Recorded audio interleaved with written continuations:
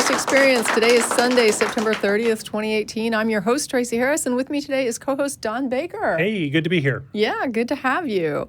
The Atheist Experience is a production of the Atheist Community of Austin, a Texas nonprofit educational organization dedicated to promoting separation of church and state and positive atheist culture.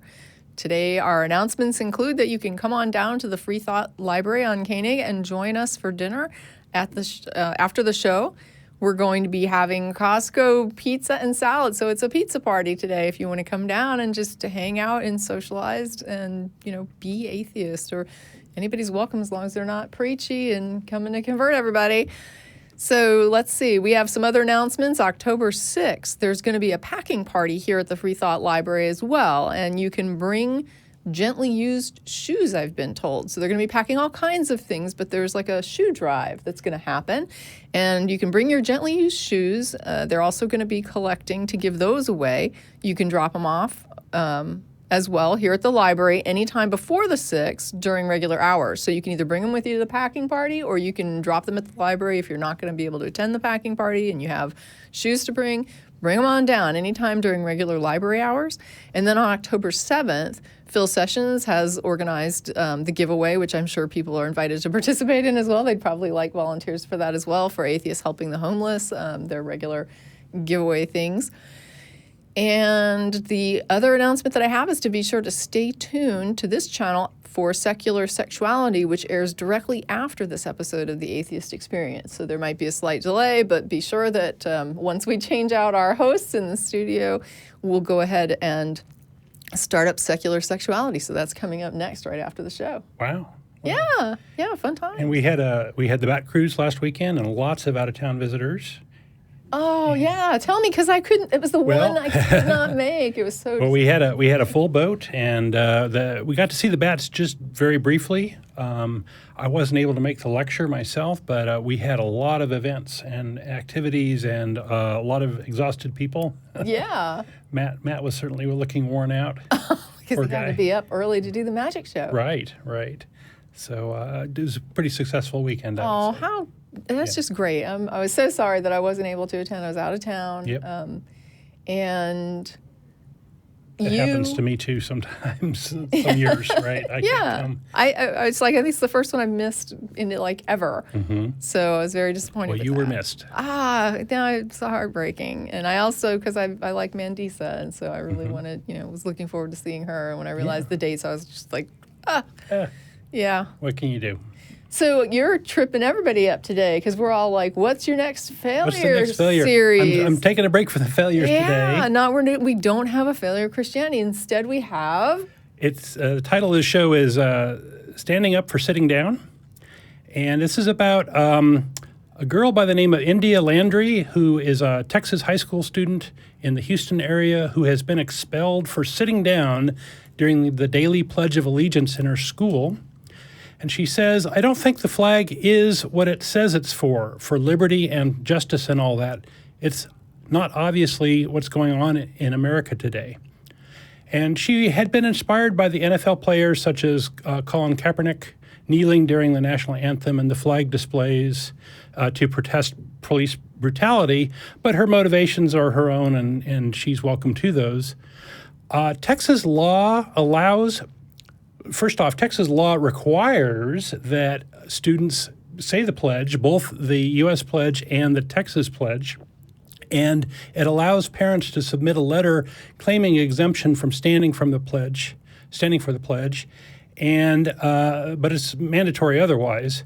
And she has been given a choice to stand or be expelled, and the truth is a bit murkier, and we'll get to some of those facts in a minute.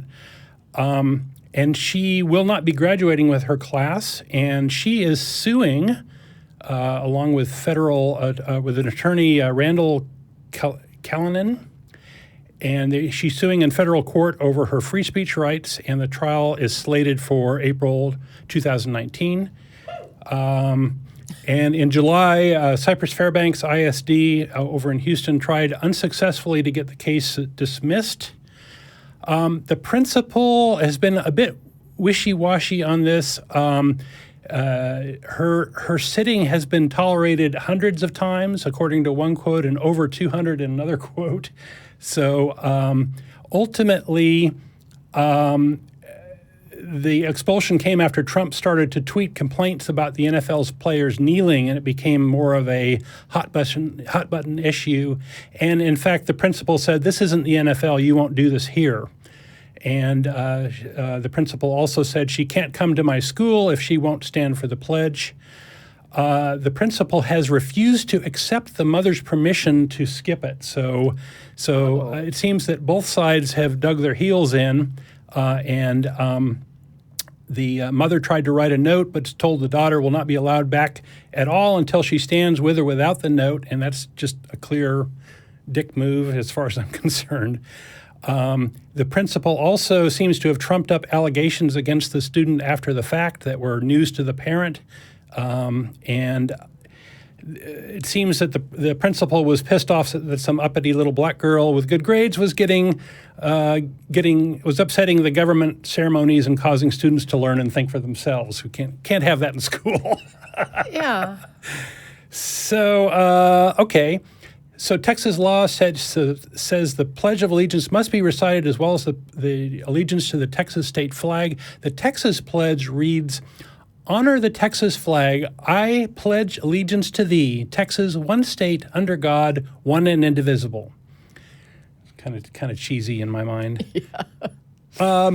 The U.S. pledge, I'm sure most of our readers will know, dates originally to 1892, and it reflects the post-Civil War sentiment of unity. And the original pledge read, "I pledge allegiance to my flag and the republic for which it stands, one nation, indivisible, with liberty and justice for all." The Under God stuff was added in 1953 as a Cold War mechanism of corrupting our Constitution as a way of hindering communism. Go figure. And now Putin is a good guy, right? Putin's a good guy, I guess, right? Yeah. So, yeah, there was a lot of Cold War stuff that happened. We had the motto and the stuff put on our currency, the National Day of Prayer. Mm-hmm. All that was largely due to Billy Graham and Cold War propaganda that we're the God-believing country, all that. Now, there's a very relevant Supreme Court ruling in 1943, which is 75 years ago, my goodness, that students don't have to stand for the pledge.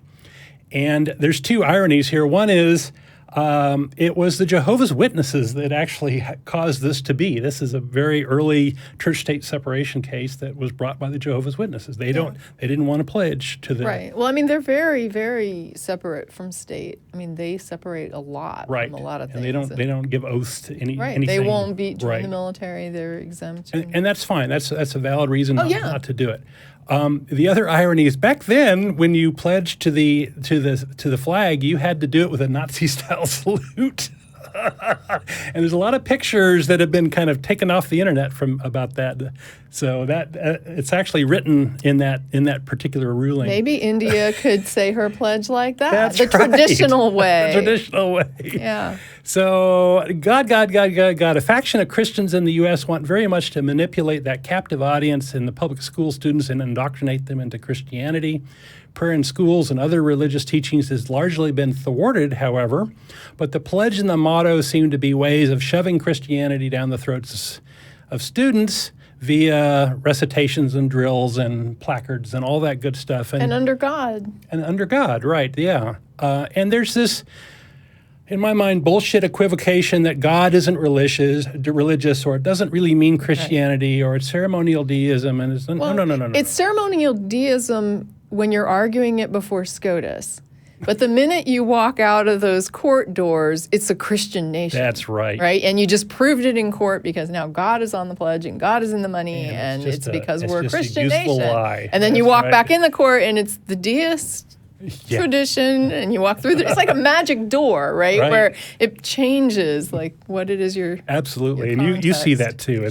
Everyone sees it. Yeah. Even the Christians see it. That's why they know not to go into court and argue that it's the Christian God. They lie in court, And then they come out and tell the truth about what it is they were really trying to accomplish. That's right. Yeah, and that's Christian. We won one for Jesus. And I want to just point out that we're talking here specifically about the subset of highly politicized Christianity. That there are plenty of Christians who probably who are very in favor of separation of church and state, who probably would stand behind this young woman. Yep. So I don't want to just sort of group them, but those highly political Christians have no morality and no sense of ethic, and they just don't have. There's no bar to how low they'll sink. Yeah, that's right. That's right. And I want to point out that because of this God stuff in both pledges, what we have here is we have the government compelling a religious observance, and this is blatantly unconstitutional. If religious freedom means anything, it means freedom from religion, right? Or freedom from your religion or whatever. And, well, what about compelling patriotism? It may be that saying the pledge is a patriotic act, but if you are compelling it, it's no longer patriotic. It's more like conscription. Or I guess in my mind, right, if you really wanted a young black person to be to feel more loyalty to our society here in the U.S., one way to do that would be to make sure that they're treated with equality when it comes to our legal system and our system of justice and law enforcement. And that maybe if they felt like they actually were considered full citizens and treated like other citizens and given the same sort of regard and respect and, fairness, that the rest of us all understand we're entitled to and seem to expect and generally get from law enforcement and from our justice system and from our prisons and just extrapolate it out.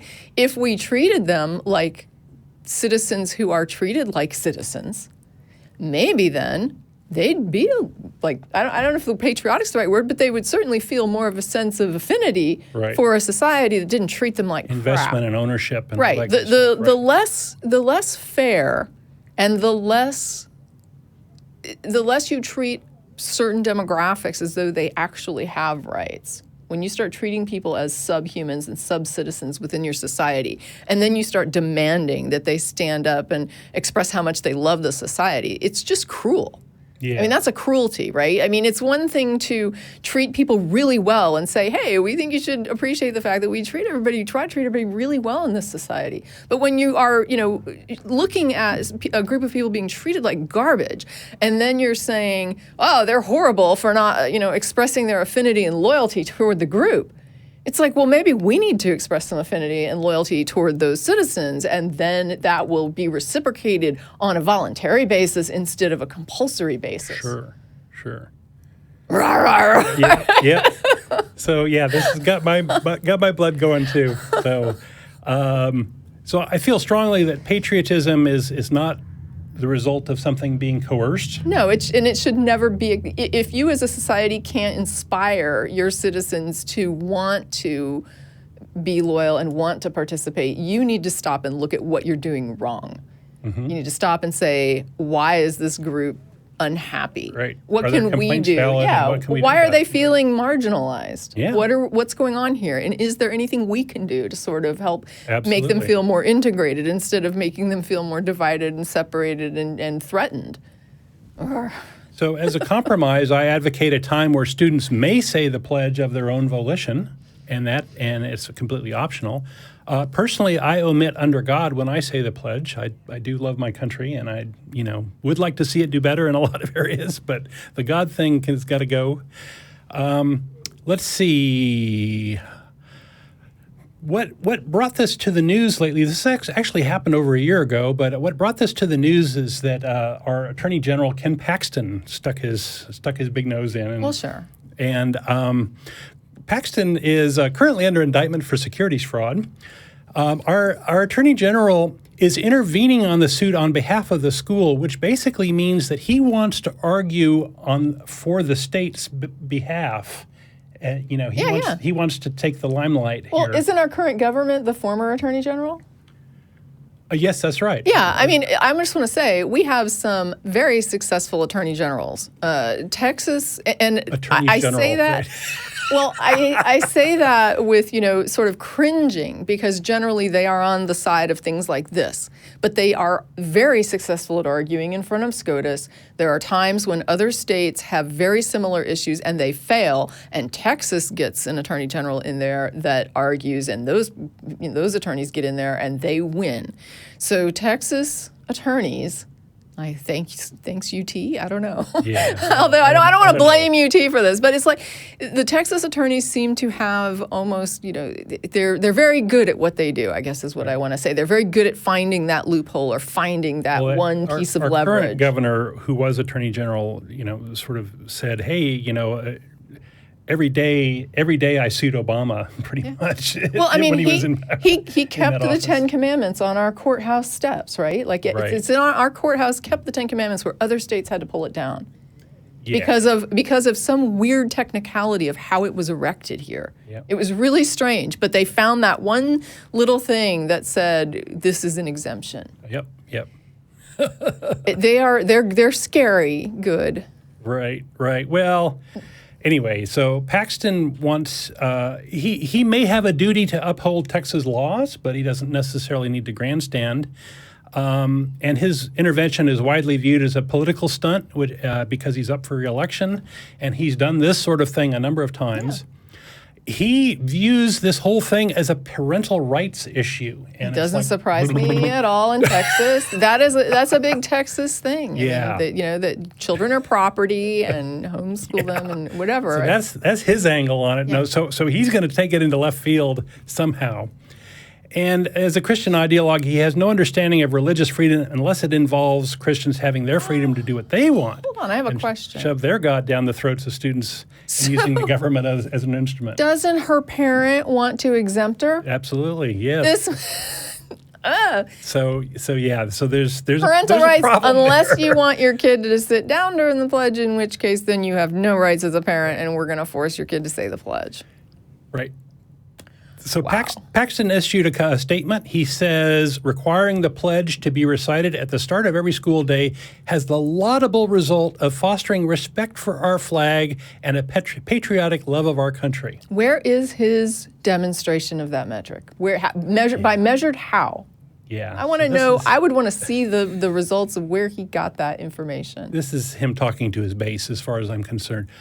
Compelling some sort of patriot act is not something that's going to, make people patriots. But if you're saying that it increases somehow respect for the flag and patriotic love of the country, those are things that are measurable. Right. Was there an increase in respect, and was there an increase in patriotism when you did this? And are those things good? And if so, why? And it's like, this is ridiculous. Yeah, this is a bad argument. Another bad argument, he says this case is about providing for the saying of the Pledge of Allegiance while respecting the parental right to direct the education of the children.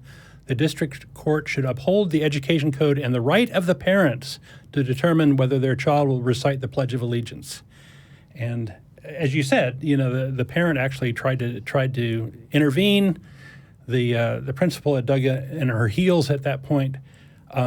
So Paxton is going to use taxpayer money to defend an illegal law, with bad arguments and waste our money. And welcome to Texas. Yeah, and I mean, you could almost say that the law puts the school in a bad spot, but when you have a school that's supporting it, you can't even give them that much rope, you know what I mean? To say, well, they're between a rock and a hard place here, and I think striking the law is pretty clearly the right thing. It gives them a little more time to do some real teaching.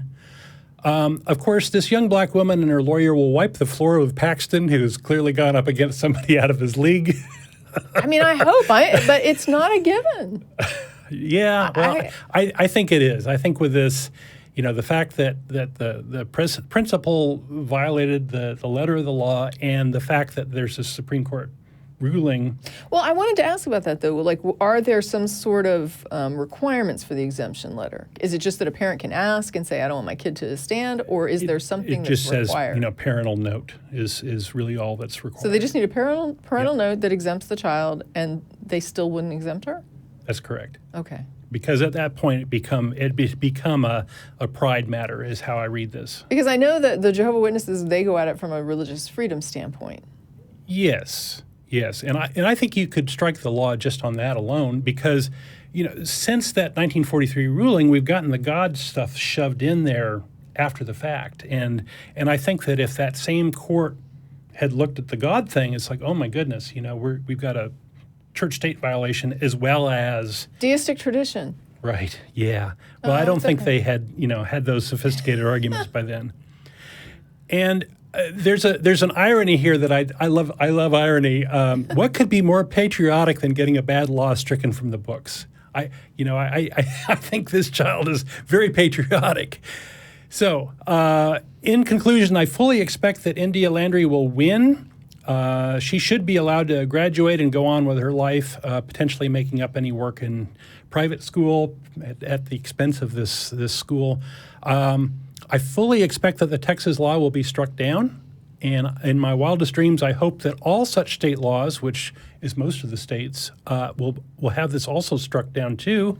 We'll see. We'd probably have to have a Supreme Court case for that. Yeah. I wouldn't mind seeing the principal fired because I think that she's really overstepped her and has showed that she's not capable of running the show there.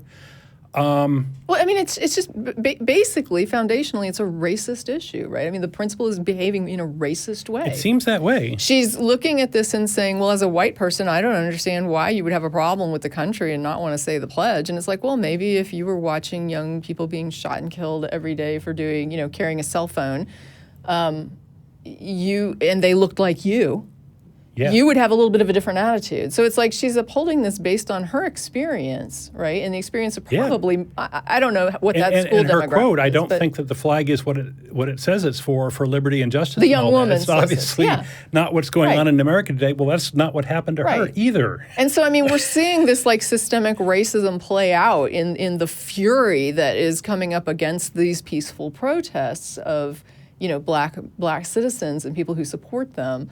That is basically this sort of, I refuse to consider your perspective. Mm-hmm. I have my perspective and I'm treated well, and so what is your problem? Yep. And why do you hate America? And it's just like you're literally invalidating what's happening to a demographic in this country. You're denying the injustice that's occurring right in front of your face. The injustice that you are now perpetrating as somebody who supports this and continues to oppress somebody who's trying to just bring attention to a cause. That's right. I mean, it's disgusting. Yep. And, if you read the comments in some of these articles, that's exactly what you hear. It's like, just disparaging this poor kid who... it doesn't really matter what her reasons are. She has every right to do that. That's one thing, and her reasons are also valid, and they do point to a problem. And why don't we talk about the problem? Maybe that would be a better use of that time instead of some sort of mindless recitation. Finally, I think Ken Paxton will probably get reelected because his base loves this patriotic religious bravado, even though it tramples on the rights of young people. And he can go say, "Hey, I went up against this little kid, and I won," or whatever, and get some money for his reelection. Yeah. All right, that's it for my little spiel today. Let's take some calls. Yeah, before we do that, I did have one quick thing I wanted to talk about, which was I went on a vacation this past week. Oh, no. And it's horrible. But I went to this, got into this resort that is actually pretty cool resort, but it's kind of a Worcester place, right? So it's like the crystal healing and like all the... Oh, boy. And but it has some really cool stuff, and then it's got like, loads and loads of woo. And mainly people go there when they're attending conferences and things that are being put on or talks, and that's how you usually get in. Sedona? No, this was over in Big Sur, but... Okay. But the thing was, they had like a catalog of their talks and speakers and things like that. A pretty thick catalog. And so they gave us a copy when we left. We asked for a copy, and I was looking through it. And I found an interesting article that highlighted a young woman who's going to be doing some talks with them or may already be doing them. And they referenced the unaffiliated. And I thought, well, that rings a bell, right? I mean, the nuns. Could they mean us? No, I went and I looked. Right, I go and I look and I read the article, and sure enough, they're referencing the nuns, right? What we call the nuns, the people who Okay. have no affiliation toward religion, who are like kind of stepping back and stepping out of that. And obviously, there's the whole issue of some people sometimes quote the nuns as people who are unaffiliated with organized religion as being, atheist numbers. But we know that that's not really true. Right. That there are people who are spiritual but not religious, and they are really, throwing out the lines there for this particular group and talking about how to engage them. And then they're talking. What was really interesting to me was the way that religious language was now being layered onto non-religious activities. So they were calling things. And then this has been going on for a little while, like spirituality has been sort of reaching further and further into anything you do that's larger than yourself, anything you do that's, transcendent. So it's like a wolf pack hunting down an elk and brutally killing it would be a spiritual activity, I guess, for the wolves, because they're working as a group, it's larger than the individual wolf, and it's a transcendent activity. It's happened, before they were even born. This has been established. And so it was interesting to me to see the way that they were reaching out for that unaffiliated community. And I thought, isn't this interesting? So we've got these people that are coming out of religious organizations. And of course, the religious organizations are sort of like, oh, how do we maintain them, right? How do we keep them? We need to get them back. Yeah, they're in a panic. And keep them from getting more. They're losing money. And then you have, and then I always looked at it as sort of like, and then there's us, right? And we're kind of on the other end of that saying, But we don't have a lot of bait. All we want, we're trying to make sense of the world. We just want you to get control of your own life, right? Yep. We don't want somebody telling you what to do. We just want you to be able to drive your own life and drive your own destiny, and to live your life and fulfill your goals and dreams, and not be told what to do till you die.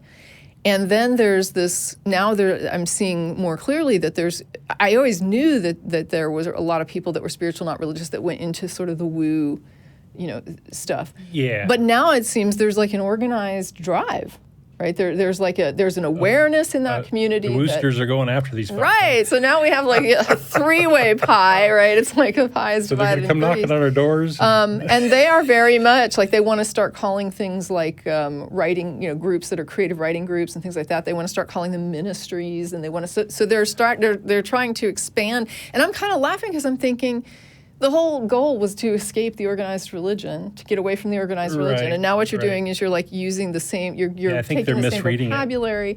I don't know if they are or not. I mean, I'm not going to say that they're not, because I haven't seen whether or not they're successful in their outreach at this point. They might be. I mean, so I could be misreading it, but. Well, one of the interesting things about religion is it's really sort of a battle of ideas, right? And some of these ideas are old, and they get sort of traction that way because they indoctrinate the young and all that. And some of this is, modern spins on this or that. And Right. We have 30,000 different denominations of Christianity in the United States alone, and they're all going after the it's like. It is interesting, though, to see Different critters a finding group a that's biological trying to niche. sort of hijack the secular world and Yeah. make every single thing a religious thing Yeah. in some way, or a spiritual thing in some way. Yeah, don't need it. Yep. Yeah, and kind of deny that you can even ever be outside of that. And it's like, wow. I just thought that was an You interesting just kind wanted of a thing. nice weekend in a spa or something. And I did get a good. I got a good week, and that was an interesting visit, and I enjoyed it. Let me just say, I enjoyed the Yep. spa, and I enjoyed the whole place. And that was kind of an interesting sort of, whoa, what is this? Yeah, it does seem that the Woosters are big on the pampering side of things. And I also had a book that I brought, like the book you bring to read. Mm-hmm. And there was like a section that I got to that was talking about James Randi and his support for like a young woman named Emily who at the age of 11 or 12 was like the youngest person to ever publish in JAMA. Mm-hmm. Oh, wow. And he helped her a little bit with her experiment design and stuff. Oh, how That was, wonderful. and so I was like, wow, this just comes up everywhere. Right? This is just a book on measurements. So that's kind of cool. That's pretty cool. All right, that's my stuff. And so now let's go ahead and get to calls. And so right now we're going to Sean in LA, and we've got you down as someone who is blind, and you want to know how you should respond to comments that God is going to heal you. Is that right? Yes, that's correct. And I want to say, while that wasn't failure of religion, that's definitely a failure. So I feel for that girl. Yep. So yeah, just really quick, I was diagnosed when I was 13 with an eye condition, and I was told I was going to go blind eventually completely. I hit legal blindness 14 years ago, and it's just been getting worse ever since. And because I feel that the blind kind of have this, they're almost like a symbol in the biblical text, healing the blind man. So people feel that they can just approach me and say, hey, I want to pray for you. Is it okay if I pray for you? Jesus is going to heal you. And just kind of assaulting me with their religion. And I know it's coming from a good place, and I've got no problem being confrontational, but I also don't want to be rude. Okay. And I'm not really sure how to respond to that. Oh, actually, while I was on hold, it occurred to me that I've never actually taken the time it never occurred to me to just say, Jesus, come into my heart and try to heal me. So I did, and nothing. Just Wow. putting that out there. Okay. So, I mean, what is your internal state when someone comes to you and says a thing like that? Like, you're asking, how do I respond to it? But a lot of that has to do with, how does that make you feel? I feel like they're talking past me, and but I know it's coming from a good place, but that doesn't mean that it's right. Sure. I feel like they're talking past me in terms of, we assume that you automatically believe in God, and you should know that I believe in God too, and God is going to heal you because we both believe this, or at least I believe this, kind of thing. And it sounds to me like I don't agree. It sounds to me like they're using you like a prop. That's kind of what it feels like, yeah. I think that's what he means by talking past me. Yeah, like, they're not really seeing him; they're seeing a blind guy. Yeah. Right, and the obvious disconnect is like, okay, well, here's something wrong in the world, yet I believe in this perfect God who supposedly controls things. Do these comments come from like people they obviously don't know you're atheist. I don't know how out you are, or are these like passing comments? Or these? I try to be pretty out, and ever since hearing your show. By the way, thank you guys, because it's provided a lot of great resources for me. So I love what you guys do. But I try to be pretty honest, and I don't want to attack other people's beliefs, but sure. I'm very comfortable saying I don't believe that. But I wonder when I'm crossing that line into now I'm being rude. How well, the people who make these comments, how well do they know? It's not. Usually are people just strangers? People on the street are doing this to you? Yeah, I was at a train station, and a guy walked by, and oh my God. Yeah, both of us are rolling our eyes. Jesus is going to heal you. And I said, no, he doesn't. No, he won't. But thank you very much. And he's like, yes, he will. I'm like, well, I don't believe he exists, but thank you. And I kind of walked away. Wow. Yeah, no, you shouldn't. And I don't know if that was rude of me, that kind of stuff. I don't think that's rude at all. I think that person was being rude. I think it'd be perfectly appropriate to ignore them. Yeah, you could ignore it if you want to, and that would just avoid it altogether if that's just preferable to you. And I think there's probably going to be times when you'll want to do different things, right? Like sometimes you're going to just be like, I don't have time for this crap, and walk on. Another thing might be, you can't really engage them in any kind of deep conversation, but sometimes I can, and I'd be happy to when those come up. Like if I'm in a Lyft ride. Yeah. If you want to, it might be useful to just tell them what you just told me. Say, I appreciate that what you're saying is coming from a place of positivity and that you want it to be comforting to me. But the fact is, when I hear it, it makes me feel objectified, and it makes me feel like you're not seeing me, and that you are. How did you describe it? That you're looking past me, or? Mm-hmm. Yeah, they're talking past me. They're not talking to me. Yeah, and you could just let them know and maybe use it as a teaching moment instead of confronting them about their religion, to say, here's how I feel as a blind person when a stranger approaches me and tells me something like this. This is what you make me feel like. It doesn't have the effect that you want. The effect it actually has on me is a negative one, and this is why, if you're interested in knowing and maybe tailoring your behavior to be less offensive to people in the future. Okay. I mean, Yeah, what do you think? No, I agree. Like I said, I don't want to cross that line into being rude. I can't do anything about their etiquette, but I can do something about mine. And, I don't want to come across as that belligerent atheist, but I also want to be honest. Yeah, but I think it's fair to just be like, hey, when you say that, you make me feel less human. Like you're not really seeing me, and I know that you're not trying to do that. Probably too subtle for a lot of folks. But maybe you could think about what you're saying to people and understand that it doesn't have necessarily the impact that you want it to have. It makes me feel somehow minimized as a person with blindness. And if they want to talk about it, they could talk about it. And again, like I understand there's going to be times when a conversation isn't a thing to have. But if I was going to engage a person, I think I would probably just be direct and say, do you realize that what you're saying, even though you mean it to be positive, actually has this impact on me? That's fair. Okay. Make them aware. It's not your job to teach people, but if you don't want to be, I mean, you say you're not afraid of confrontation, but obviously you don't want to go around, like just getting pissed at everybody. And that's not, a good thing for you to walk around constantly, having that experience like with strangers. Being attacked and defending. Yeah. So maybe just give them an opportunity to be more aware, and they can either be assholes about it or they can be, human beings and say, oh, it's good for me to learn that thing. But it's up to them at that point. You haven't been rude to them. You've just told them this is the experience I have when you say these things. And then they can make what they want of that. They can either care or not care. And if they don't care, then it basically shows that whatever they said originally didn't come from a place of honest concern to begin with. Right? I mean, it just came from them feeling better that they could promote their religion somewhere. The person who really thought they wanted to be helpful and really cares about you would hear it and take that as a learning moment. Yeah, it's just strange because it comes out of nowhere. If it's a stranger that just walks up to you, it's like I can't imagine.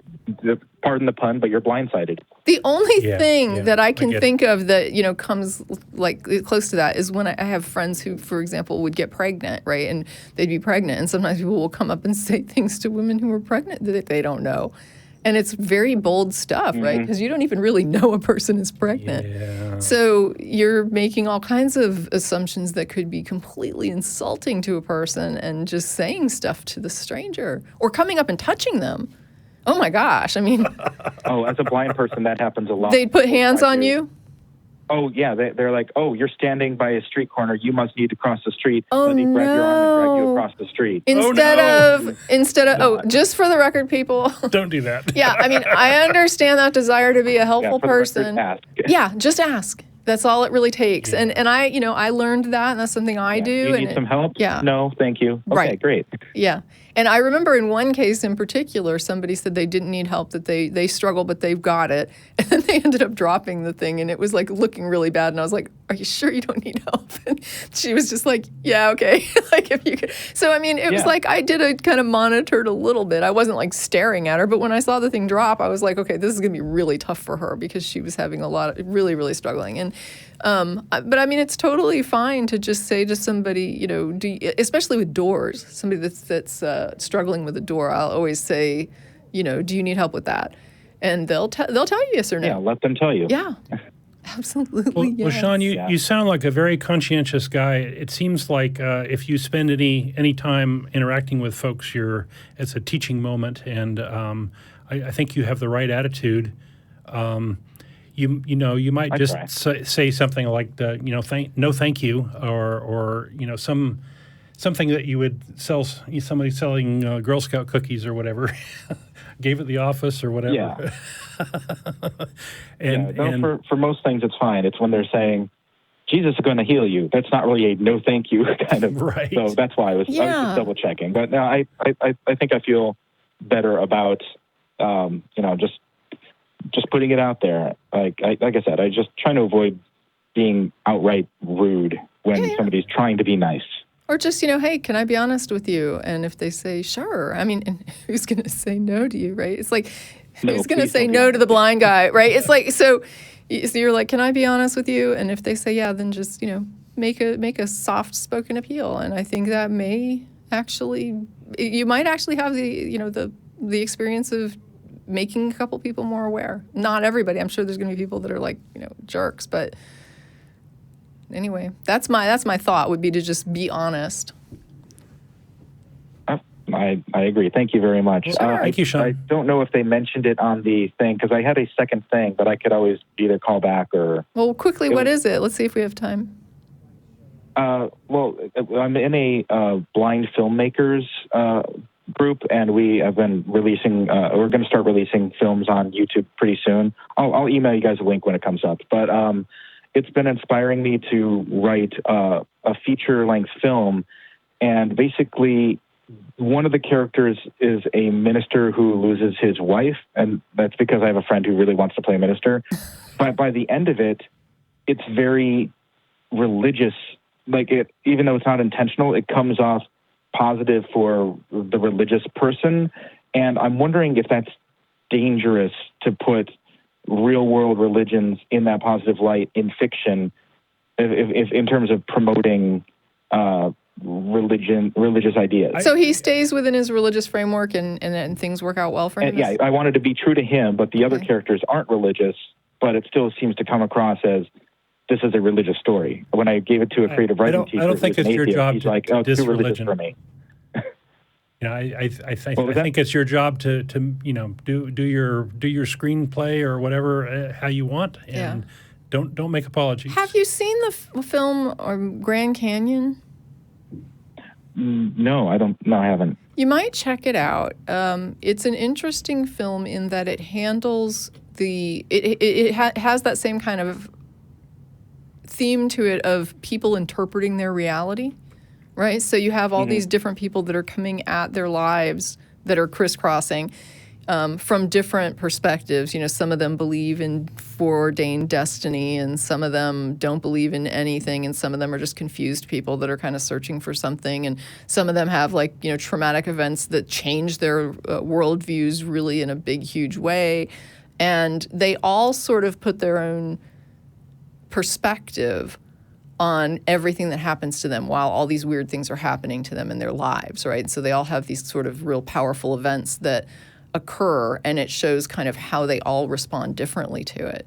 And I think that's what you're describing, is the idea that in a real world setting, sometimes the religious person maintains their religion and they go on with life and the event resolves in a positive way. That's just a fact.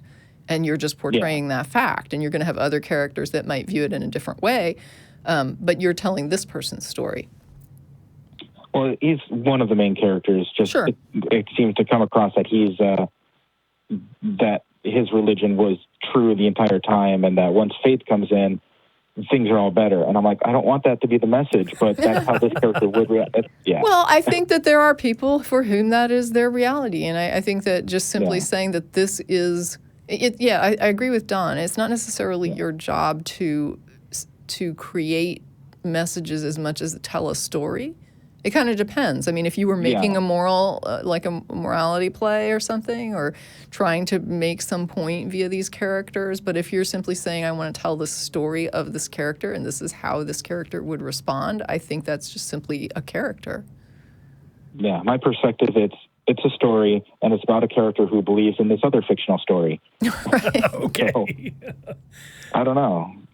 All right. Is that helpful? But a lot of people believe that. So. Okay. Yeah, I think so. I was just wondering if you thought it was dangerous. And if it is, then we're up to our next in danger, because we are full of stories about positive. There's I touched by an angel, and so we're all right, Sean. Well, good luck to you, man. All right. Good call. Well, thank you, Sean. And now we're gonna move on to. This is going to be Corey, who's calling from here in the U.S., and you want to know why we don't have the conviction to take a stand on whether a God exists?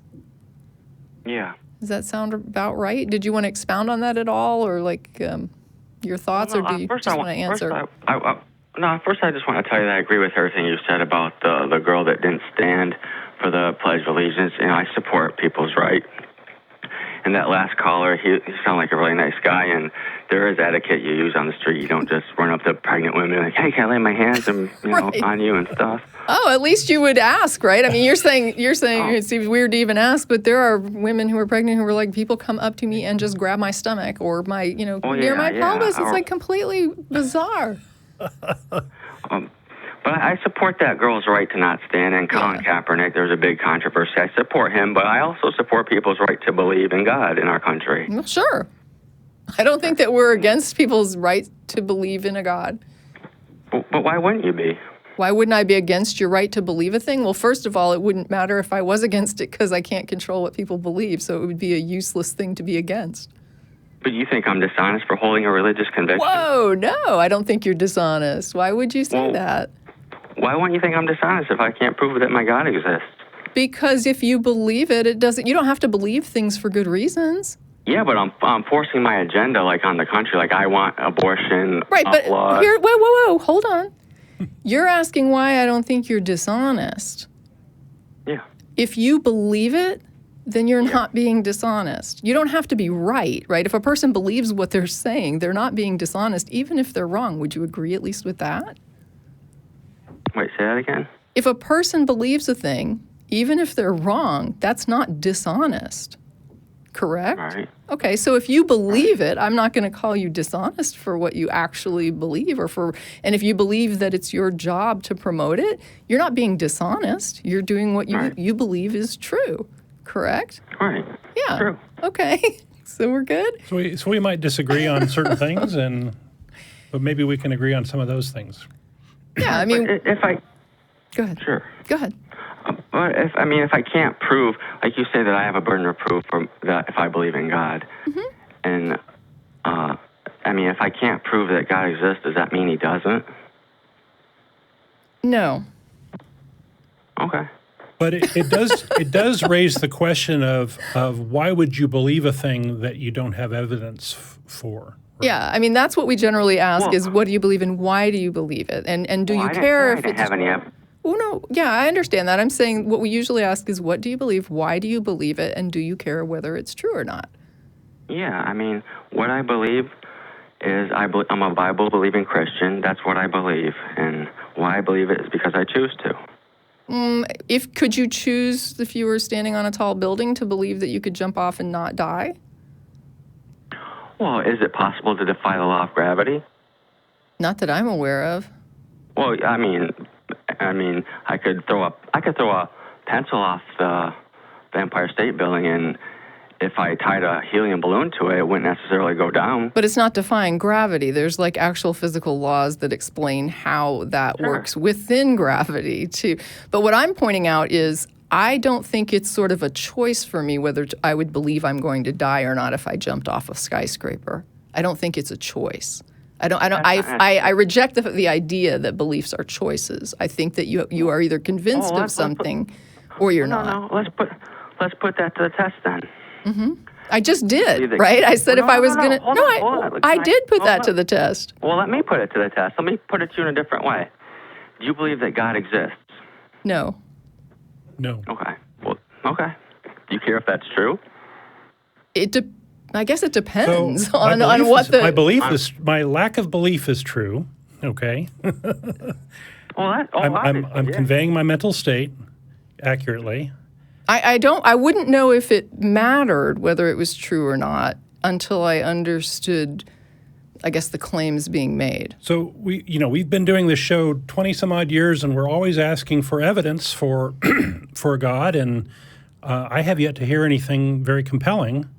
But yes, if you may be the guy. If I'm wrong about a thing, I would want to be corrected if that's what you're asking. Yeah. Yeah. Okay. But you're not claiming that there is no evidence. You're saying there's a lack of evidence, and that's a big difference. It depends. Let me just say there's a few ways that people look at this, and it depends on kind of how you look at it. Some people say that evidence that is uncompelling or irrelevant isn't really evidence at all, and other people say it's poor evidence. So if it depends on how you look at it, there's some people who would say it is evidence, but it's not very compelling evidence. And other people would say non-compelling evidence is... But we don't go out of our way trying to promote unicorns, right? or people Yeah, don't but do if that. well, no, hold on. If you're appealing to a claim that unicorns exist, I'd say you lack credibility. Well, no. I think what Don is saying is that if you don't believe a unicorn, it's like kind of asking me if unicorns really did exist and my lack of belief was incorrect, would I want to know? And the answer would be, yeah, I guess I would. I mean, if somebody wanted to show me the traditional unicorn that really is there, not just like a goat with a single horn. I've seen those before. I'd be interested, but I don't know that it would change, or rock my world. Right, but that's like saying like leprechauns too, right? Sure. Yeah, it's exactly like that. And like for us, that would be the same as saying God. Well, yeah, but that's a category error, I think, and here's why. Because if Matt Dillahunty were challenged, hey, will you do a debate on the existence of leprechauns? He would laugh at that. He wouldn't take that on, but he'd do it on God. But you're lumping him. No. I'm lumping it in this. No, you got to understand. It's categorized for us because we see them as equally likely to exist based on current. Wait. Based on current evidence, we see them as being in the same category as far as our assessment of their likelihood of existing. Now, what you're talking about. What you're talking about is whether Matt would make a decision to debate this, and that has more to do with the impact on the society. So if you're asking us, do religious claims or do claims of God impact society in a much greater way than unicorns or leprechauns, I would say correct. It does have a bigger impact on society. But if you're asking, do I see any reason to believe it from a category, like if I was going to categorize it with leprechauns, fairies, unicorns, to me, it's very similar. It's just the difference is that more people believe this thing, but I don't see any greater reason to believe it. Okay. Okay, that's fair. Thank you. I appreciate when you listen and we converse. And I think that's good. I think there's progress being made in this conversation. Yeah. All right. Well, you guys have a nice night. Okay. Well, thank you for your call, Corey. We really appreciate it. All right. God bless you. Well, I appreciate the sentiment. All right. Bye. That is, of course, assuming that sentiment wasn't a big fuck you. And God bless Not necessarily you. Merry Christmas. Merry fucking Christmas. I'm going to say we will give Corey the benefit of the doubt, much like Sean. That was generally a pleasant call. Yeah. Thank you, Corey. Okay. And so we will move now to... This is Mariano in Missouri who wants to discuss objective morality. Hi, Mariano. You're on with Tracie and Don. Hi, Tracie and Don. Hi. Hi. How are you guys? Good. How are you? Doing well. So you're talking about objective morality today, right? Yeah, if we can. Sure we can. Yeah, so I just wanted to know, I assume you guys believe in or advocate for subjective morality. Is that true? For me, it depends on how you're defining it, right? Because I believe that we have moral tendencies that are not subjective, right? So in other words, if morality were 100% subjective, it would be nothing because there would be no metric. There'd be no way to measure it, right? But we have, for example, animal behavioral psychologists who measure for moral tendencies in other species, kind of saying, well, what other species exhibit any kinds of moral behaviors, like the capacity to deceive or the capacity to express guilt or the capacity to empathize. And so we have these metrics that as a social species we're capable of that I believe are objective, right? We're born, they're inborn. We didn't choose them. We didn't say, I'm going to go out and foster and develop empathy as an individual. It's part of our species, just like other social species exhibit in many ways. So that aspect of morality, I think, is objective, and that's what makes it measurable. But then you have the other aspect, which is, okay, so you have this sense of fairness about you that we see in a few other species. And so, but what does that mean when you ask an individual, is this particular interaction fair? Now you're going to get different answers, right? So now it starts to become a little more subjective because individuals start to put their experience to it and they start to say, well, in this case, I kind of see it from this angle and from that. But if I look at it this other way, I kind of see the other person's point. Or maybe I think the other person is just being completely unreasonable. But a lot of that is going to start coming down to individual experiences and how we assess particular interactions or, particular situations. So when you get into a situational framework, now you've got more subjective inputs coming into it. But I do think that there is an objective foundation for morality. Does that make sense? Wow. Yeah, Okay. that was a lot. I like that. Oh, well, cool. Thank you. Another way to approach this is you can say that we're striving for well-being, and we want to make sure that to increase the well-being of humans, and those things that increase well-being are morally good, and things that hinder well-being are morally bad. But even then, you're going to have these subjective things where it's like there's some harm that's coming with this, but there's some good that can. And so, because we are, so for example, we would tend to look at cutting off someone's arm as like an immoral thing to do. But if you're cutting off their arm because there's a flesh-eating bacteria that you're trying to stop to save their life, then somebody might say, well, yeah, okay, so you're clearly harming the person. Cutting off someone's arm is not harming them. That is harm to a person, right? That even if at the end of the day you say it's because we're gonna assign the blame to the disease, right. And not the doctor for slicing off someone's arm, it is still harm to the person. They come out of it with one less arm, and they're gonna have to deal with that. But at the same time, their life is saved, and I think people generally would understand. Okay, so you did this for some greater, thing, because we aren't. God-like, and we can't just wave a wand and make the flesh-eating bacteria go away. We have to make a decision to harm them in a smaller way than a larger way.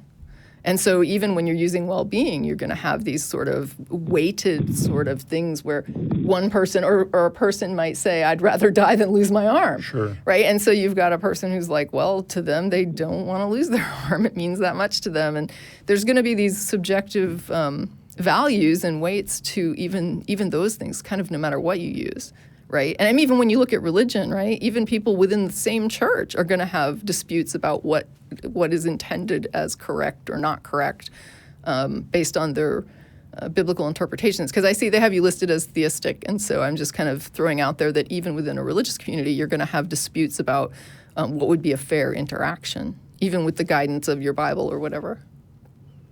Right. Like, I mean, I would advocate, that's objective. There's a difference between objective and absolute, obviously. Yeah, I agree. But going back to like what Don was saying, and I've heard the argument made many times for, good versus not good or bad, whatever. But like, why is it that morality has to gear towards that what is good? Well, morality is I would say a concept that is unique to humans, or human morality is unique to humans, and it's about how humans are going to get along and work together to sort of get the most of us to the next generation or whatever.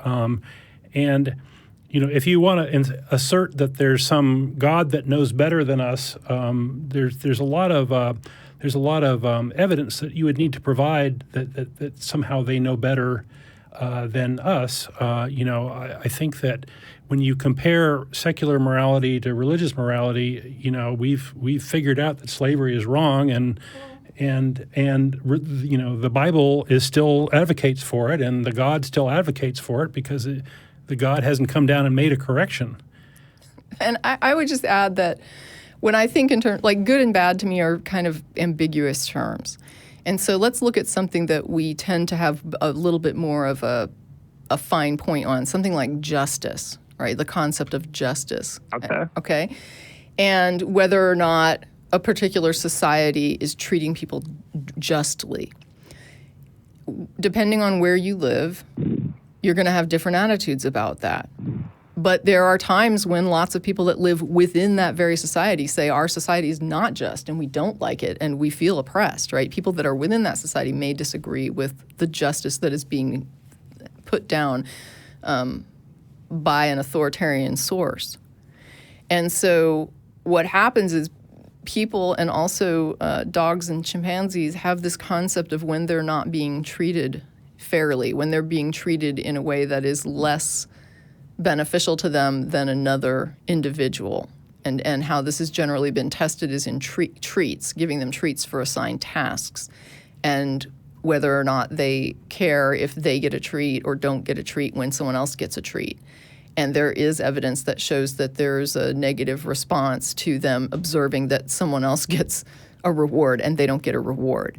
So that would be the sort of internal sense of justice, right? And different animals have different capacities for it and even different sense of what is just. So dogs, for example, seem to behave similarly if they're rewarded regardless of the type of reward, whereas chimpanzees tend to start acting negatively when they don't get a reward that's as good. So they're actually looking at evaluation of the type of reward. And that's more in line with kind of how humans view it, right? We don't just see a reward like, oh, he got paid and I got paid and we're happy. If you find out your coworker who has the same title as you is making $25,000 a year more, you're going to be like, hey, wait a minute, that's not cool. And so you have this sort of sense of justice about yourself. So then the question comes out, how do we gauge justice somewhere else, right? So we're watching a situation and we're saying, is this just, is this not just? And we're looking at a society where maybe a lot of people would agree that this does not comport with justice, that what's happening here is really bad. People are being sent to camps and genocidally killed, and people are being, reporters are being murdered, and some people are just being disappeared because they disagree with, political opinions. And so we see this thing, and it's like, what a terror of a society this is. And all of us are like, this is really not okay. This is really unjust. What it demonstrates is people don't have to comport with justice. There's no compulsion, right? Like a society can get away with injustice for as long as it can get away with injustice. And unless somebody stops it, it's going to continue in the way that it continues. What you're kind of asking when you say, why does it have to be good, would be, why does it have to be just, right? So what is the impetus that would make us want to ensure justice for someone else? Right? I mean, isn't that kind of what you're asking? Kind of. But going back to your justice part, if a society, regardless, well, I guess it's kind of hard because, our society, we're a democratic republic and we vote. But if we lived in a society that didn't have a vote, if something was happening, how can we ultimately say that what society X is doing over here on the right is wrong because our society here doesn't do that? Like, I mean, there has to be right. No, I agree. The metric should never be, this is not how we do it, therefore it's wrong, right? The metric of what is just isn't whatever I do. Justice has about it a sense of fairness and whether people are being treated with equity. Right? Are we being treated equally, or is there inequality? And you can measure inequality, right? Because there's metrics by which you can tell if somebody is in poverty, is somebody starving, is somebody being brutalized, is somebody... These are things that we can actually quantify and observe. And so the question becomes, do we want to be in a world where people are brutalized, people are abused, people... and where the rest of us just sit back and say, this is a fine thing. This is where, to me, that objective part of the morality that I was talking about earlier kicks in. Now, what we have generally as people is an innate sense of we get upset when we see an injustice, right? Most people, when they see something that they consider to be unjust, they have a negative reaction, just like the chimp and just like the dog.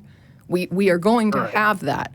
Now, the question becomes, do I want to suppress that and say, I don't care that I'm watching this injustice and that this is disturbing to me? Or should I be disturbed by something I'm not? Like you're saying, if you're enculturated to something, like let's say that I live in a society where women are treated like in a horribly objectified way and where they're raped or beaten if they get out of line. If I grew up in that society, I might think that's perfectly fine. Right? This is perfectly okay. And that's where it comes down to, it's not just how I was raised, right? You have to look even at that and say, okay, so I've been taught this is fine and it doesn't bother me to see it, but should this bother me to see it? Should this be one of those things that I look at and I say, that is an injustice? Would I want to be objectified, beaten, raped, would that be okay if it was me in that position in society instead of this other person? And this is where the equity comes in, which is one of those other aspects of moral tendencies that we measure. Do we have a sense of equity, right? Do I have a sense that this thing is like me? And as human beings, we actually do, right? We have the capacity, even as children, to recognize human faces above other species faces. Like we have a better capacity to recognize other humans. So we do see people in a unique way where we recognize you are one of those things like me. And so we have a sense of equity. So the question is, do we want to just suppress the morality or not? And I think that when you kind of look at the large picture of the world, it sort of becomes obvious that the better we make it for people, the more equity and the more justice and the more that things just seem to get better for everybody. The less we let some groups get abused, the better it kind of is for us all. And I think we feel better about it because we are innately geared toward these things. I mean, does that make sense to you? Yeah. So with your last points on what you were talking about, like, should we solely base them on our own feelings, or should we have a set feeling, or is there something outside of both of that we should appeal to for? Yeah, I think that we do have an innate reaction to injustice, but the problem is that when you're raised in a situation where you're taught that this is just or this is okay to do to somebody else, you tend to not really, all those empathetic things that you would normally feel toward that person can sort of be headed off in a way where you don't really care. Like, that's why you had this huge genocidal issue in Germany in World War II, right? That's why you could kill all these people and brutalize all these people, because to some degree there were some people who simply were just like, oh, they're different than me. They're not the same. They didn't have that. They weren't using their sense of equity and their sense of empathy and that recognition. The first thing that goes in a war right. is you vilify your. As soon as you start to objectify people and dehumanize them, that to me is the first step toward atrocity. To me, that when I see an objectification or a dehumanization of some group, when I look at that, I think you have just crossed the line into horrible. Right. Yeah, I can agree with that, and I think too it kind of gets both deep and confusing, because I mean, you can make the argument, not that I am making the argument, but one can make the argument that, you know, for using the Nazis for the death camps and the Jews, that they were appealing to emotion to okay their behavior. Yeah, they were getting people angry, but they weren't appealing to the moral tendencies, right? Anger is not a moral tendency. You might react angrily to seeing an injustice, but anger is not a moral tendency. The moral tendencies are those things that promote social cohesion and promote unity and bonding between individuals within a species. And so not all emotion is necessarily morally related, right? There are moral tendencies, and they will evoke certain feelings and reactions in people. But the feelings themselves that are secondary to those things that are innate to us, like empathy, equity, fairness, guilt, obligation. The moral tendencies are those aspects of the person that we experience that promote bonding, not that promote savagery. That would not be a moral defined as a moral tendency. Yeah, I mean, I agree with that, but I still think there's, and again, I'm not making the argument, but I think someone along the line could make the argument for, you know, justifying that behavior, I guess. Well, sure, and they have. I mean, we've seen it. You're not simply being hypothetical. I mean, we watched it happen. And they did try to say that this was a moral thing to do. And I guess what I'm saying is that when we actually look at moral tendencies, right, and we look at this from a more evaluative standpoint, what we see is that it actually didn't comport with moral behavior toward other people, right? I mean, it was demonstrable that you can't be empathetic, and you can't, I mean, and I'm not even saying that there are, I think what they did was more of an argument that we should be able to justifiably withhold moral behavior from this group.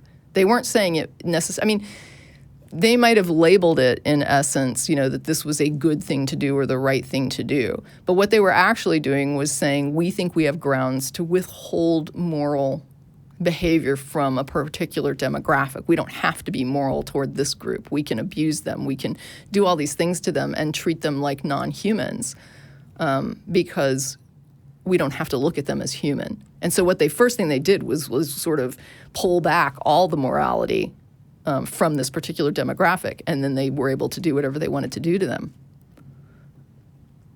Right, but there still is something that's, even though that's what they're saying, that's what they're advocating for, there's still something outside of them that is the actual authority, even if they don't recognize it or not, right? I think what you're saying is this is your view, because that's not what I'm saying. I'm saying that ultimately they have some innate features that they can disregard or they can go with, and they have to make those choices. But when they make those choices, they have to deal with other people like Don and myself who are going to make the choice to try and stop them, because we're not going to look at that and say, oh yeah, this is fine that you're just gassing people to death by the millions. We're not going to look at it that way. And so they are going to have to deal with the reality of other human beings who are saying that you have to continue to apply morality to these people, that you can't just simply treat them in such an immoral way. Right. And I mean, I think you would get, Christians and other religious people to jump on that train with you. Oh, absolutely. Yeah. I agree. That. Yeah, I agree. I think in the past that's been the case. People, right? Yeah, I think generally, and see, that's the thing with me is it's I think generally people are going to go with their morality. I think there are very few Christians who are going to do something they believe is wrong because the Bible tells them so. They are sadly the most active, politically powerful Christians. Because other Christians tend to just sort of be a more liberal live and let live variety who are just trying to be good people and work in the soup kitchen and have the family to go to church and do the picnic afterwards. Right, and they rationalize the disconnect. That to me is like the average Christian. The average person going to church is not the person who's trying to shove their religion down someone else's throat. I think most people who are Christians are just living their lives and probably don't think twice except to go to church on Sunday and bring the kids for Bible school and cookies and whatever. Right, whatever, regardless if you're an atheist or a Christian or active in politics or not, I think, we're all trying to exert some kind of moral standard. Right. And I think it's important to note that when we talk about these weird Christians that are all the anti-gay, anti-trans, really, really hostile toward many different demographics, anti-women's rights, when you have that group of Christians, for example, what they've done is they've adopted an authoritarian sort of culture, right? Basically, there's this list of rules, and I must follow them regardless of how I feel about it or what I think is right. I just have to do what I'm told here. And that's kind of what a lot of people said during Nuremberg, right? I was just doing what I was told. And so you have this idea of this authoritarian sort of dictate and mandate for here are the rules. And once you start telling people to do that, what you're actually doing is saying, don't use your moral judgment, ignore your moral tendencies, and follow this list of rules. And I think that's kind of, even though there is some risk involved with just letting people, follow their innate morality and try to do what's best, I think there's a greater risk involved of making that sort of hard and fast list of rules and saying you just simply follow the rules and it doesn't, the outcomes are irrelevant. And well, if you study the development of moral tendencies, there is a sort of a phase that kids go through that's very rules based because they don't black and white thinking. The whole idea of working out conflicting issues and challenges based on values and these sorts of things, that's actually very hard work. And it's much easier to have a set of rules. It's this is situation A, I'm going to follow the rule. And so it's sort of a lesser developed, moral sense of development, and eventually most folks outgrow that and go on to later phases. One of the real problems with rules is you can't have a rule for everything, and if you start having rules that contradict each other, then you've got a big mess. Yeah. And so the whole thing is just a non-starter. Yeah. And so, I look at the Bible, it's a rules-based morality, big time, right? It's follow these rules, and well, they're crappy rules, and they contradict, and it's just an obvious failure. Yeah, I think to me the most important thing is I have difficulty labeling following a rule set as a morality, because to me what makes us moral agents is that moral judgment, right? That we actually consider a situation and we weigh it and we think about it, or that even if it results in you just going with what you feel is most fair, to me that's more moral than following a rule. If you're just simply following the rule without any good reason to believe that it's the best action. So when people talk about like a rules-based morality, like what Don was talking about, I look at that and I tend to think of it more as an ethic, right? So there's this ethic that says, is this a right action? Well, is it defined in the rules as this? Yes, then it's a right action. That's an ethic that appeals to like a list of rules. Basically, does it conform to the rules? If yes, then it's the right action. Yeah. It's fine for robots. Well, and it's also fine in business, for example, right? So you have business ethics where you have things that can change. A business ethic doesn't necessarily mean that it's like a moral or right thing to do. So like in real estate, for example, they have like this rule that if you're working with a real estate agent, you're not allowed to solicit other agents while you're under contract with that original agent. Right, now, there are some people who want to get a realtor and they're like, why shouldn't I be able to shop it? Like I could shop other things. If I wanted a plumber, I could go and get other plumber. And if the board of realtors said tomorrow, we're changing that rule and we're going to let clients go out and solicit realtor, then that would be the new rule. It's not right or wrong. It's an ethic. Right? So it just has to do with these are our particular rules and standards. This is what we use. This is our philosophy of why we use them. And sometimes we rewrite the rules or we adjust the rules to, and it doesn't mean that the prior rules were bad or that these are good. Or it's just an ethic. There is no good or bad about it. It's an ethic. And when you're just simply, when somebody asks you, is this okay? And you run to the book and you look it up, you're not being moral. You might be being ethical, right? Like you're basing it on an ethic.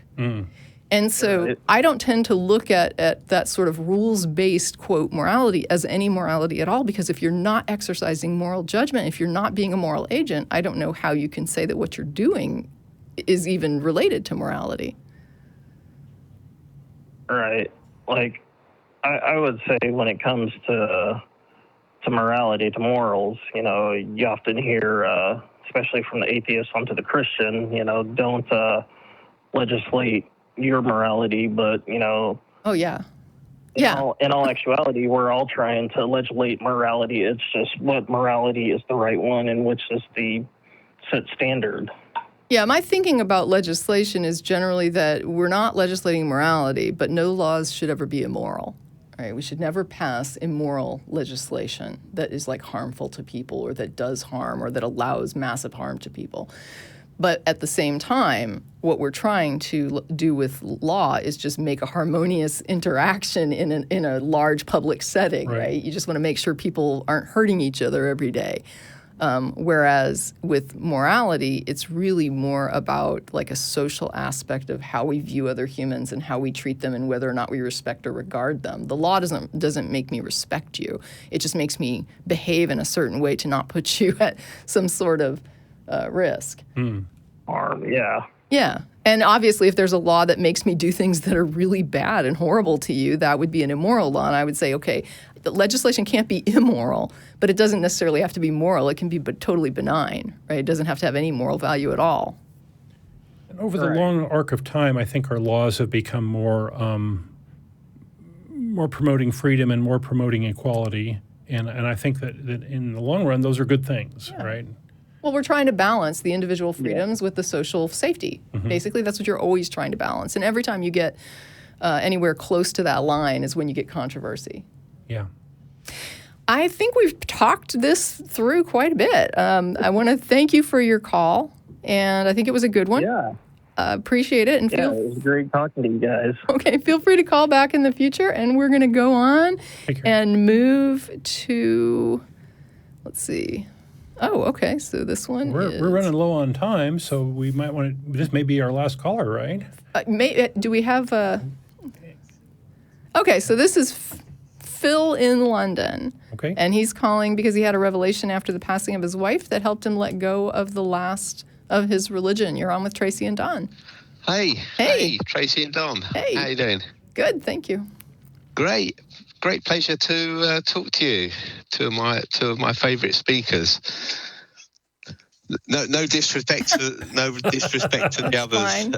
Other folks there. You're all great. Right. Excellent. Favorite ones so today, far. anyway. What do you got for us, man? well, Don. Actually, while I was listening to the other speakers, I was trying to think right now, how the hell can I whittle it down? Because knowing my luck, I'm going to be the last person talking. I tend to waffle all night, and I thought I'm not going to talk the show out and run out of time and be that guy. So I'm not going to do that. I'm going to don't worry. I'm going to whittle several things down into one pithy thing, and maybe talk about some of the other stuff in a future call. What happened was I lost my wife, as the screen callers told you. That was back at the end of February, and I come from a Jewish background. I come from a Jewish family, but not a religious background. Mm-hmm. I've always been sort of fairly secular, and I think I've probably been an atheist for as long as a person can be assigned a position, if you like. Probably the last time I had a belief in anything kind of wooified was when I was too young to form a coherent understanding of anything, maybe about 3 or 4 years old. In fact, when I was I think when I was about 5 years old, my first and last and very brief brush with of religion as something that one could actually believe in as a genuine thing was when I was exposed to Christianity at my school, because that was the predominant thing there. And back in those days, you used to have a religious assembly at the start of school, and I saw all these kids. The first time I ever saw it, I saw all these little school kids, and when they came to pray at the end of the assembly, they all did this gesture, the thing that Christians do with their hands when they pray. The they cross put their hands or together. And I thought, what the fuck are they doing? I didn't think of that. I didn't know such language at the age of 5. For Christ's sake. We're not that bad. I still wonder that, but go ahead. Well, I'll tell you what, I was a very literal little boy, and I thought, well, hang on a second. They're praying to God. Not in the way that I've ever seen before. What are they doing with their hands? I thought, I understand. What it is, they've all got like a little bit of God literally caught inside their hands, and that's how they address him, because they're making sure that little bit of God is inside. And that's how my brain thought. Very literally, I thought, that's how it was. And so each kind of religious proposition, as I encountered it, normally purely by chance, I was so literal minded that it got dismissed out of hand straight away. And then as things got more sophisticated, the question was simply more sophisticated, but it still got dismissed out of hand. But anyway, fast forward,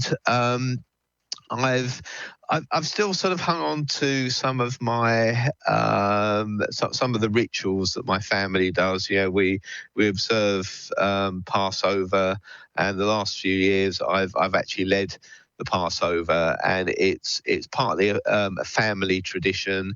It sort of marks the year, and we celebrate years gone by. But I don't believe in any of the supernatural claims written in the text. But I can relate to some of the philosophies behind it in the same way as I could any great literature, whether it's written by a religious person or not. And I've always felt quite settled with that. I didn't feel there was any contradiction. But attending religious services, I was still able to sort of find myself involved kind of in a deeper sense that left me a sense of contradiction, because I knew I didn't believe in any of the claims. I didn't feel that I was communing with a being, a personal God. I didn't believe I was praying to somebody, but I felt that the act of communal worship had some meaning to me. And I wasn't sure whether I was just participating in a social activity which I could justify to myself and think made sense, or whether I had like a one last little bit of woo left in me that wanted to surface in whatever way it might. It didn't bother me that much, but it was an unresolved question. Now my wife died, unfortunately, end of February, and I mean, for one thing, regardless of the sadness and everything I felt of it, I never contemplated for one moment where's she gone. She stopped breathing. I saw her lying there, or her body lying there, and it was just a dead body. I didn't see my wife there. I saw this was where she was 5 minutes ago. It didn't occur to me, it was not natural for me to ask, where is she now? That's the incoherent question. I just thought, well, her life has ended. It's that old metaphor. I can't remember what one of you guys, Matt, or someone, or maybe one of you two, often gives that metaphor of where does the flame go when the candle's blown out. Sure. When the candle's blown out, and it's exactly like that. And I didn't have to struggle to make myself think that. That's just my natural way of thinking. And in the in the weeks that came following that, my wife was someone who had been very involved in a lot of sort of social things and community stuff, and so I had a lot of people and political stuff on the sort of social side of things, had been for many decades, and she was a very, very modest person, very hardworking. And I had a lot of people that approached me and said, you know what, your wife's work and her life meant so much to me, and now we've got a certain situation which you helped to bring about, or she's left an influence. And I thought, well, what a wonderful thing to say, right? It was the most absolutely, John. It was the most wonderful thing I could possibly hope to hear.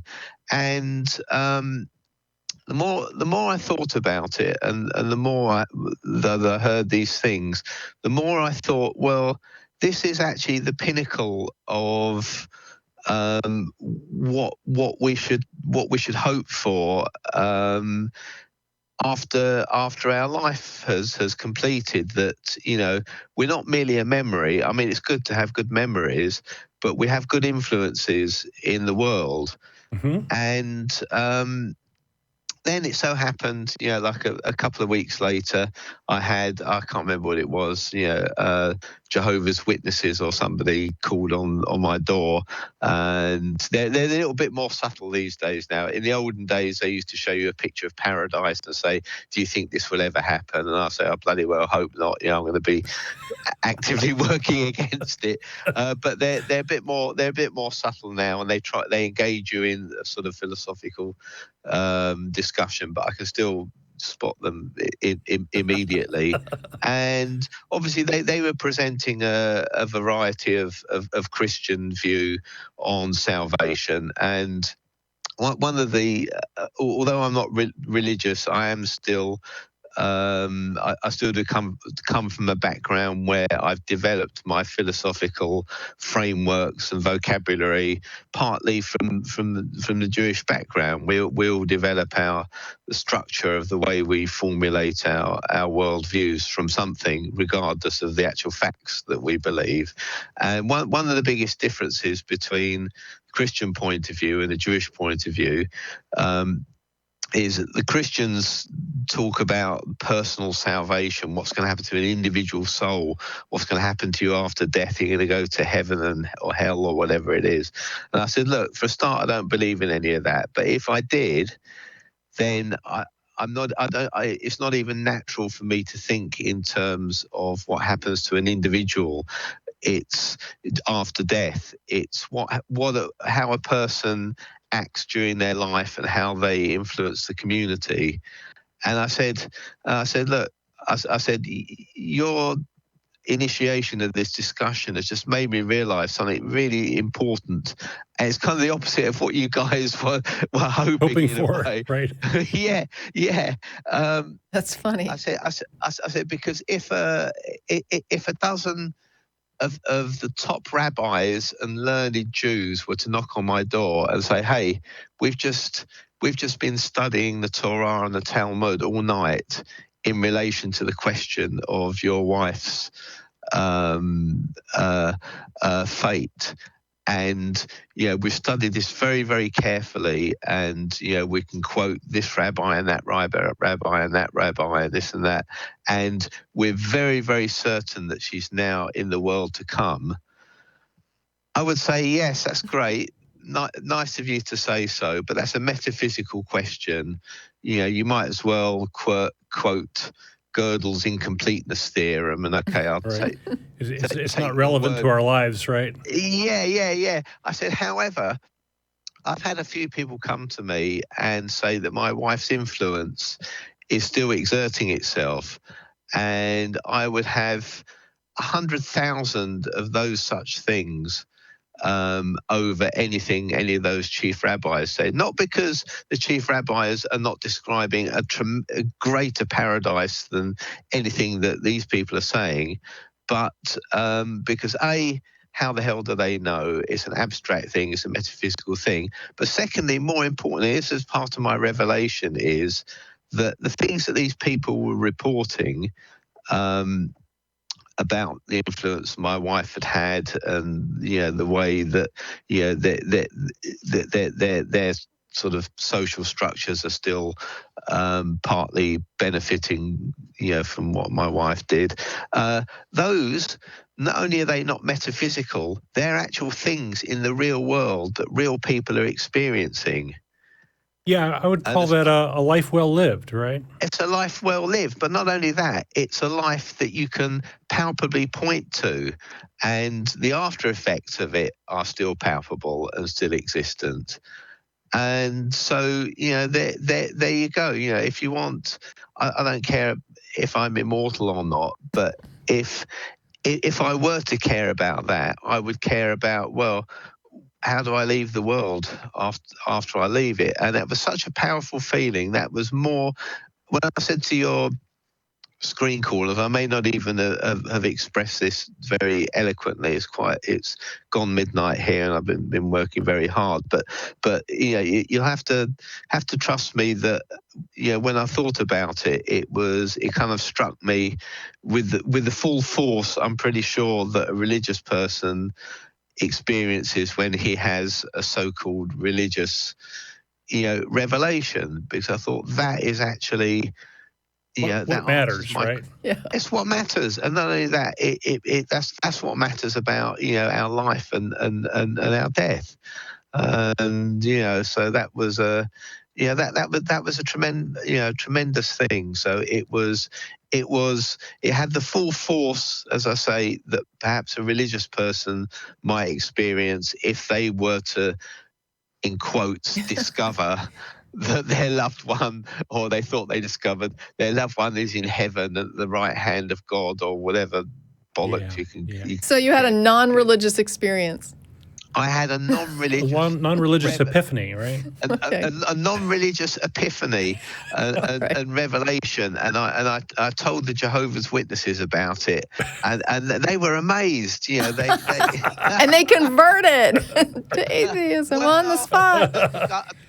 I think sometimes And they all lived happily ever after. they all, I think sometimes they pretend to be a little bit more impressed because that's that's how they get you on their side. But I think we'll be back tomorrow. We loved your story. Or have a pamphlet. Yeah. An absolute pleasure. Thanks so much for taking my call. Oh, thank you, Phil. Thank you. Yeah. Hope it gives some hope and solace to other people going through a loss. Okay, thanks very much. Thank you. That's Take a great care. call. All right, bye. Thank you. Okay, so we have a few Quick announcements? Yeah, a few things. So if you're still on the line, I assume that our control room wants you to hold on, so don't hang up. And also, I want to just remind everybody that following the Atheist Experience, we will be airing Secular Sexuality. So stay tuned for that. There might be a slight delay, but which will be coming up. And I want to thank the control room. Yeah, and today we can actually wave at them. We're supposed to, yeah. Yeah, there they are. These are the guys that make the show happen. Thank you. Yeah. All right, and I think thanks to everybody, and we have dinner coming up, pizza party. Okay.